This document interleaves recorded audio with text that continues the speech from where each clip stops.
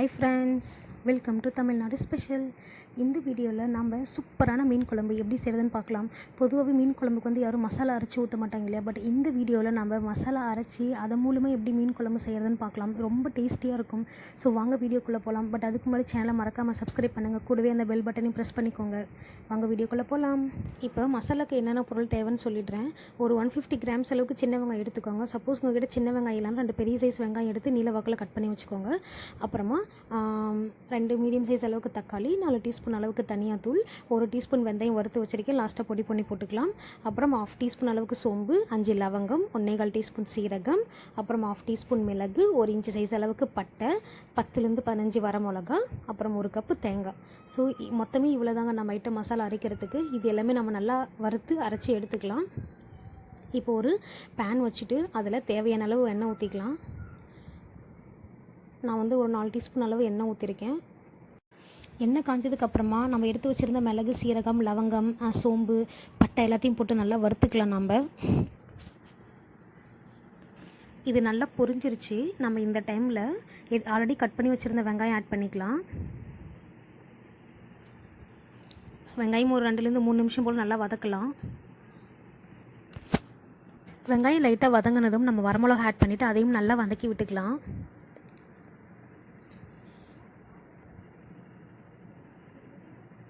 பாருங்கள், நல்லா கொஞ்சம் லைட்டாக வதங்கிடுச்சு. ஸோ இந்த டைமில் நம்ம எடுத்து வச்சுருந்த தக்காளியும் பாதியாக கட் பண்ணி அதையும் சேர்த்துக்கலாம். நம்ம தக்காளி சேர்த்ததுக்கப்புறமா தக்காளி வெங்காயம் எல்லாம் நல்லா வதங்கட்டும். அப்போ தான் உங்களுக்கு மசாலா டேஸ்ட் இன்னும் நல்லா வரும். தக்காளி வதங்கின உடனே நம்ம எடுத்து வச்சுருந்த 1 கப் தேங்காயும் ஆட் பண்ணிவிட்டு அதையும் நல்லா வதக்கி விட்டுக்கலாம்.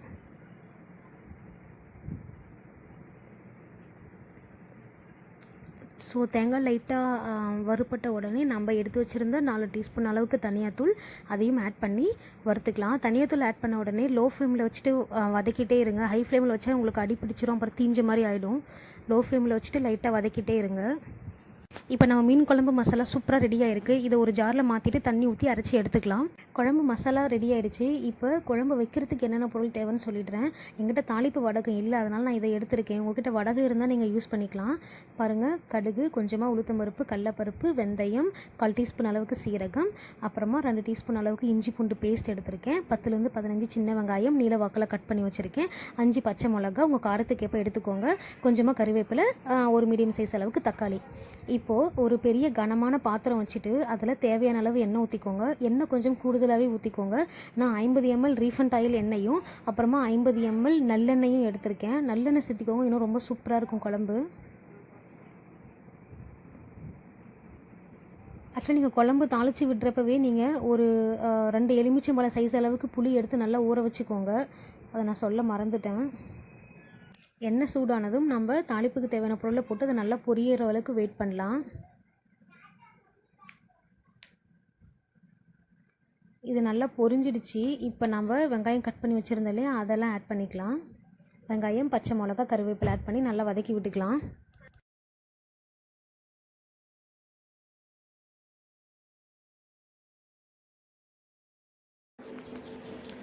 வெங்காயம் பாருங்கள் நல்லா வதங்கியிருக்க எண்ணெயில் இப்போ நம்ம எடுத்து வச்சுருந்த இஞ்சி பூண்டு பேஸ்ட்டையும் இதில் ஆட் பண்ணிக்கலாம். ஆட் பண்ணிவிட்டு அதோட பச்சை வாசனை போகிற அளவுக்கு நல்லா வதக்கி விட்டுட்டே இருக்கலாம்.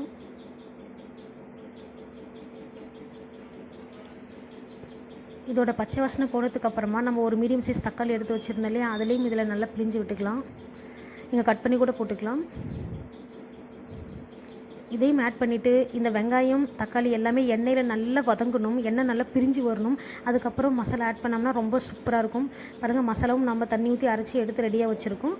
இதுவும் பாருங்கள் எண்ணெயில் நல்லா வதங்கிடுச்சு. எண்ணெயில் நல்லா மேலே பிரிஞ்சு வந்திருக்கு. ஸோ இந்த டைமில் நம்ம மசாலாவை ஆட் பண்ணிக்கலாம்.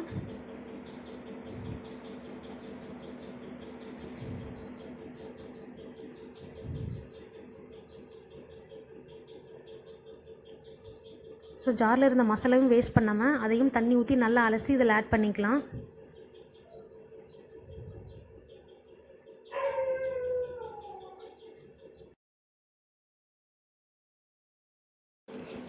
இப்போது இதுக்கு நம்ம தேவையான அளவு மஞ்சத்தூள், அப்புறமா தேவையான அளவு கல்லுப்பு ஆட் பண்ணிக்கலாம். ஸோ மீன் குழம்பை பொறுத்த வரைக்கும் நீங்கள் கொஞ்சம் தண்ணியாக வைங்க, அப்போ தான் உங்களுக்கு டேஸ்ட் நல்லாயிருக்கும். ரொம்ப கெட்டியாக வேண்டாம். ஸோ இதையும் ஆட் பண்ணிவிட்டு நல்லா கலக்கி விட்டுக்கலாம். இந்த மசாலா ஒரு 10லேருந்து 15 நிமிஷம் வரைக்கும் நல்லா கொதிக்கட்டும். அதுக்குள்ளே நம்ம புளி எடுத்து வச்சுருந்தோம் இல்லையா, 2 எலுமிச்சம்பழம் சைஸ் அளவுக்கு புளி நான் கரைச்சி அது தனியாக பாத்திரத்தில் எடுத்து வச்சுருக்கேன். பாருங்கள் 10 நிமிஷம் போல் ஆயிடுச்சு, குழம்பு நல்லா கொதிச்சிருக்கு. இந்த டைமில் நம்ம வந்து புளியை ஆட் பண்ணிக்கலாம்.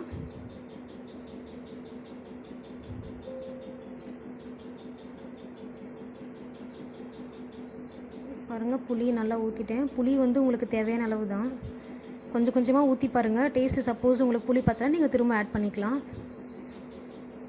ஸோ புளி ஊற்றுனதுக்கப்புறமா ஒரு 2 நிமிஷம் போல் கொதிக்கட்டும். அப்போ தான் உங்களுக்கு டேஸ்ட்டு நல்லா தெரியும். குழம்பு அதுக்குள்ளே நல்லா கொதிக்கட்டும். நம்ம மீன் பார்த்துடலாம். மீன் பாருங்கள், நான் கட்டில் வந்துட்டு 2 கிலோ மீன் எடுத்திருக்கேன். இதை நல்லா உப்புத்தூள் மஞ்சத்தூள் போட்டு நல்லா க்ளீன் பண்ணி கழுவி ரெடியாக எடுத்து வச்சுருக்கேன். இதில் வந்து தலை பீஸ் எடுத்திருக்கேன், வால் பீஸ், அப்புறமா நடுப்பகுதி சில பீஸ் எடுத்திருக்கேன். மீதி எல்லாமே மீன் ஃப்ரைக்கு போட்டிருக்கேன். ஸோ இந்த மாதிரி மீனை கழுவி நல்லா க்ளீன் பண்ணி ரெடியாக எடுத்து வச்சுக்கோங்க. ஒன்ஸ் குழம்பு கொதிச்சதும் அதில் நம்ம போட்டுக்கலாம்.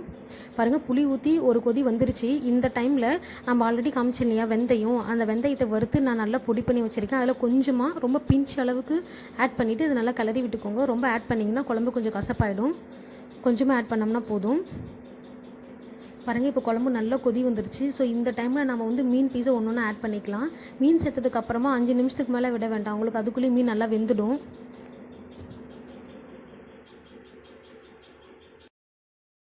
5 மினிட்ஸ் ஆச்சு. இப்போ பாருங்கள் நல்லா குழம்பு கொதி வந்திருக்கு, மீனும் நல்லாவே வெந்திருக்கு. இந்த டைம் நல்ல வாசனையாக இருக்குது. இன்னொரு டிப்ஸ் சொல்கிறேன், மீன் குழம்பு பொறுத்த வரைக்கும் நீங்கள் உப்பு காரம் எல்லாமே கொஞ்சம் அதிகமாக இருக்கிற மாதிரி பார்த்துக்கோங்க. ஏன்னா மீன் போட்டதுக்கப்புறமா அந்த எசன்ஸ் எல்லாமே மீனில் இறங்கினதுக்கப்புறமா உங்களுக்கு உப்பு காரம் கம்மியான மாதிரி இருக்கும். ஸோ கொஞ்சம் தூக்கலாக இருக்கிற மாதிரி பார்த்துக்கோங்க. காரம் கொஞ்சம் குறைவாக இருந்த மாதிரி ஃபீல் பண்ணிங்கன்னா மிளகாத்தூள் மட்டும் சேர்த்திக்கோங்க, வேறு எதுவும் வேண்டாம். பாருங்கள் நம்ம குழம்பு நல்லா ரெடியாக இருக்குது. கடைசியாக கொத்தமல்லி தழை தூவி இறக்கியாச்சு. பாருங்கள் பார்க்கவே சூப்பராக இருக்குது. கண்டிப்பாக ட்ரை பண்ணி பாருங்கள். இட்லி, தோசை, சுடு சாதத்துக்குலாம் செம்மையாக இருக்கும் மீன் குழம்பு. கண்டிப்பாக ட்ரை பண்ணி பார்த்துட்டு உங்கள் கமெண்ட் சொல்லுங்கள். சேனலை மறக்காமல் சப்ஸ்கிரைப் பண்ணுங்கள். நம்ம அடுத்த வீடியோவில் பார்க்கலாம். பாய்.